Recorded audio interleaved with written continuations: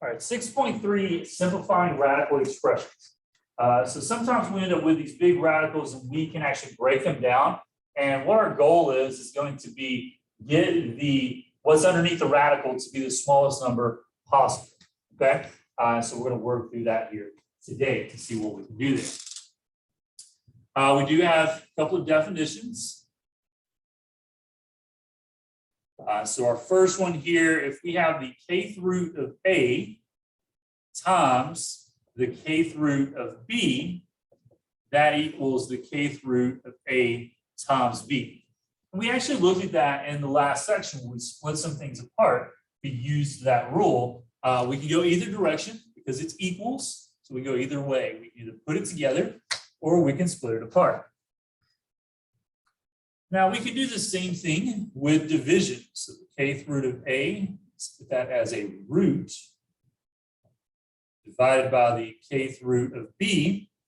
We can put those together in one big A over B. Okay, for those. So again, we can go both directions. We can split it apart or we can put it together, whichever we need for our circumstance there. Okay. All right, so let's look at our examples. And we are going to simplify.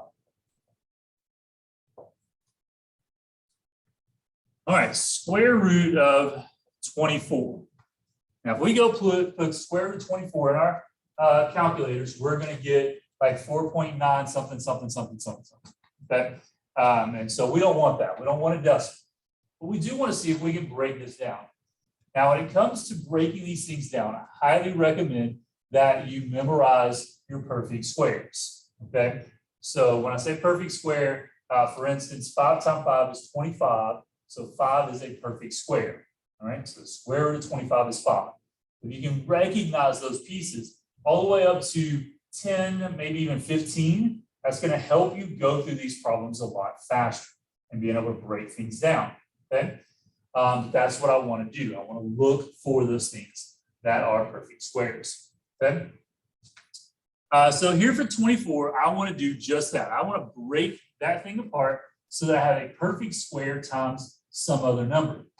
Well, the perfect square that goes into 24 is 4. Okay. And we're going to multiply that by 6. And actually, let me write that differently. Let me write it all together as one big thing, and then I'll separate it. So 4 times 6 is 24. And 4 is a perfect square. That's good. Well, we're going to break that into our two pieces just to show what's going on there.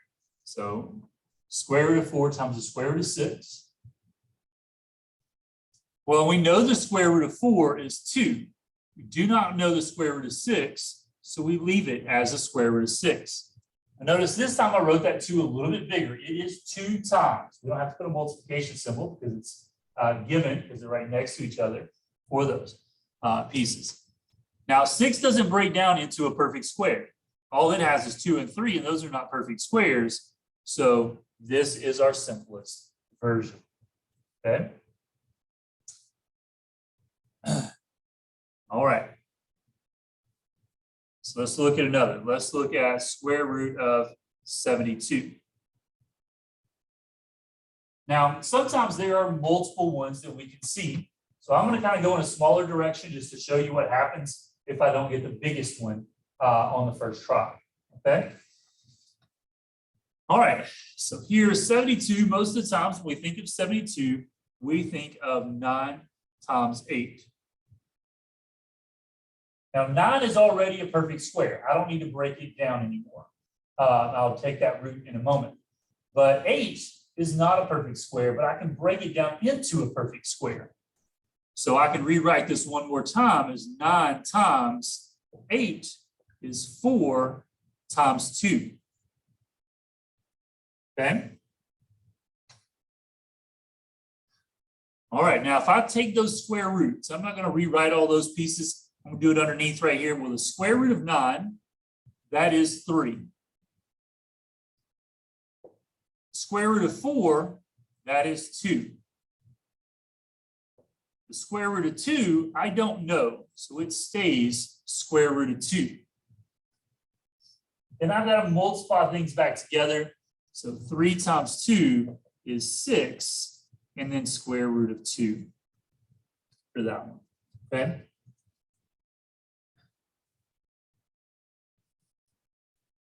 And so that's how we want to work through those pieces and get them down. Now, you can always check your answer. If you put 6 times the square root of 2 in your calculator, get your answer out, and then compare it to square root of 72, they will give you the exact same decimal. So you can check those things at the end to make sure you've done it correctly, okay? All right, number 3. What about the third root of 250? Right. Now, third roots, you want to memorize some of those as well for those, okay? And look for what can I multiply together 3 times? What are the perfect third roots? So 1 to the third power is 1. So 1 is a perfect third root. 2 to the third root, or 2 to the third power is 8. So 8 is a perfect third, or cube. Another way we can look at those. So 27, 64, 125, 216, I believe is the next one for those, okay? Well, we will see here that we can break this up as the third root of 125 times 2. Well, the third root of 125 is 5. The third root of 2 is I don't know. Okay, it's not a perfect third. And so this is our result. The 2 does not break down anymore. It's prime. So we know we can't go any further with those. Okay. Back to square root 180x to the 4th. All right, so 180, we break that down, we start looking for everything, and we find that the biggest perfect root there, perfect square for that, is going to be the square root of 36 times 5. And then we also have this x to the 4th piece, okay? Now, because I'm dealing with this x, when I do these numbers, so the square root of 36 is 6. And then I'm going to have this 5 that stays in, right? I'm going to leave a little gap because I may have to put some x's out here. So I'm going to put that 5 there. All right, now remembering this is a 2. 2 goes into 4 2 times with none left over. So it's that division piece we talked about before. And so we'll use those same pieces there for that. And then that is our result. Again, 5 is prime, so we can't do anything there with it.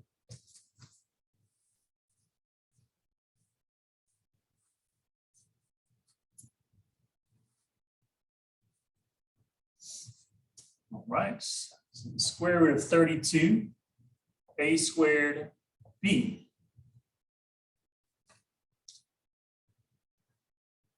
Right, so we're dealing with square root. So 32 is going to give me 16 times 2. And then we're going to have our a squared and our b. Again, remembering that's a 2 out there. Maybe a good idea if it's missing that to put that on there. You don't have to, though.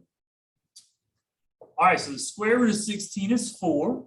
So I've done that one. The square root of 2, we don't know, so I'm going to put that back in. For the a squared here, 2 goes into 2 one time. So we only write the a with none left over. But 2 does not go into 1. So that means that b stays inside. And there's our result. Okay. Now you will notice that every time that I'm taking those square roots and it's not going back in the radical, I put it in front. I like to do that so it doesn't get caught behind. Sometimes you'll see the computer try to put some stuff behind it. I don't like to do that. I like to put everything in front so that I don't make any mistakes with what's supposed to be under the radical and what's not.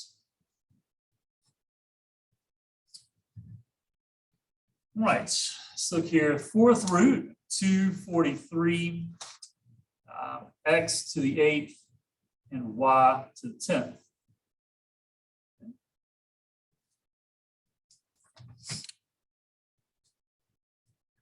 All right, so if we break that down, we are going to see that we're going to get here for the 4th root, we get 81 times 3. And then we'll have our x to the 8th and our y to the 10th. Okay. Now the fourth root of 81 is 3. So we've done that one. Now this fourth root of 3, we don't know, so we're going to put fourth root of 3. Now for our x's, 4 goes into 8 2 times with none left over. And then for our y, 4 goes into 10 2 times with 2 left over. So notice this time I had some leftovers. So 4 goes into 10. It doesn't go evenly. But we do that division. 4 goes into 10 twice with 2 left over. So the 2 left over goes back inside the radical. So we have to be able to put those things back in there. Okay?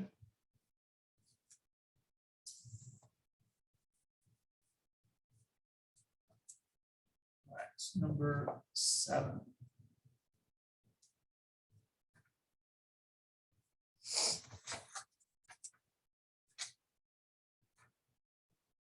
All right, square root of 15 times the square root of 6. So this is a case where we already have multiplication. Those are not perfect squares. They don't even simplify as they are with those. So let's put them together. 15 times 6 gives me 90. Now let's see if we can break down square root of 90. Well, that gives me 9 times 10. And 10 does not break down into any perfect squares. So the square root of 9 is 3. And I don't know the square root of 10. And so we're able to work through that one. Okay.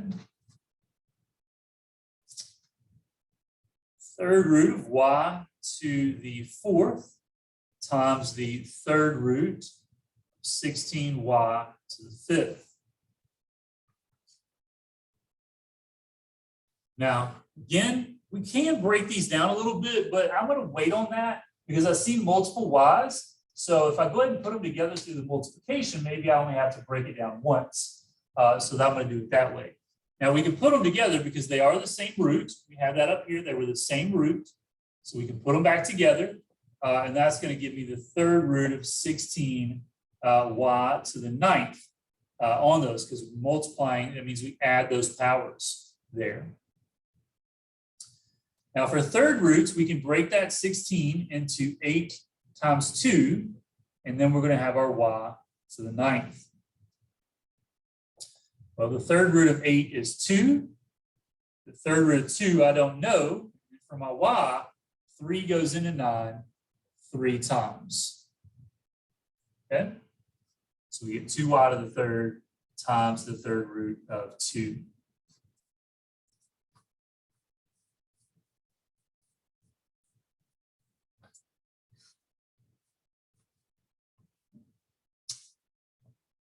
Fifth root of x squared times square root of x to the third.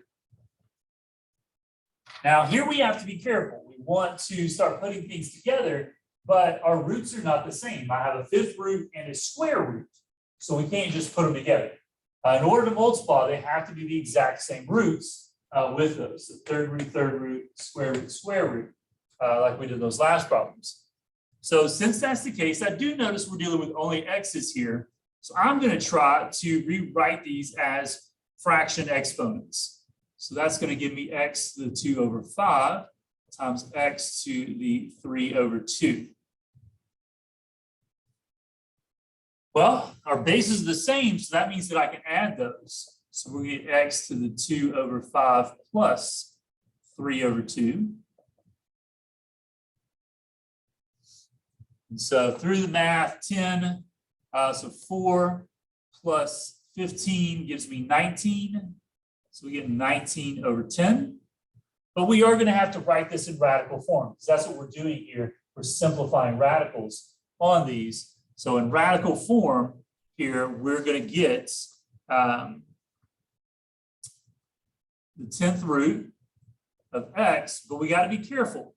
10 goes into 19 how many times? 10 goes into 19 one time with 9 left over. So I kind of did all of that at once.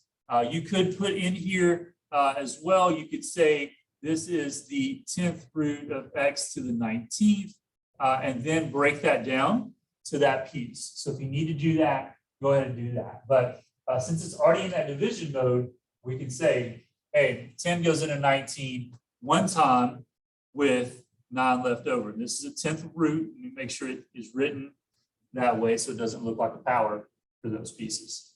Okay. And this is our final answer.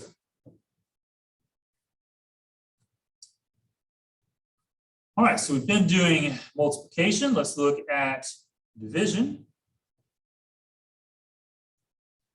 35 cubed, square root of 35 cubed over square root of 7 cubed.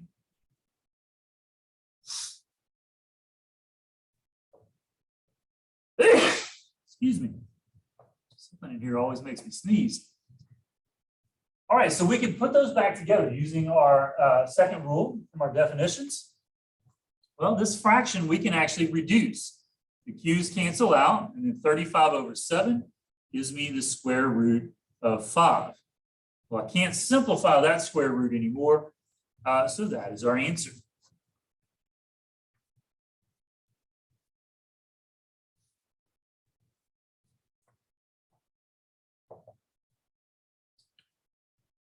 So third root, 96, a to the fourth b squared over third root of 12, a squared b.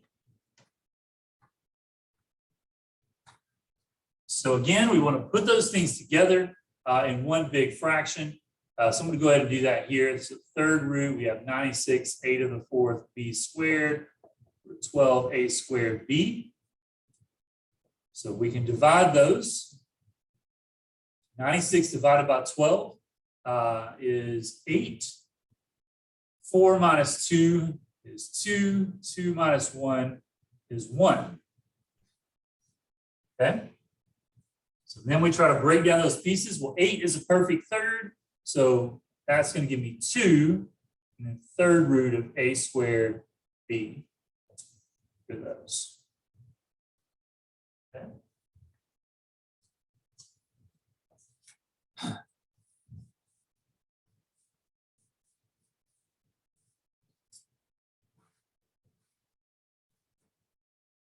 Square root of 25, x to the third, y to the fourth. All right, now since this one's all together, we can't simplify anything there. So we do want to break this one apart. We really want to look at this as square root of 25 x to the third over square root of y to the fourth. Well, we know the square root of 25 is 5. And here, this is a 2. So 2 goes into 3 one time with 1 left over. And then here, 2 goes into 4 2 times with none left over, so I don't have a square root on the bottom. And so that becomes my answer.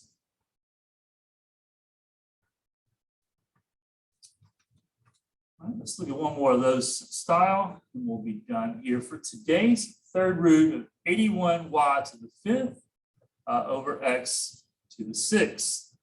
Nope, actually, that's not making things up there. 64. Sorry about that.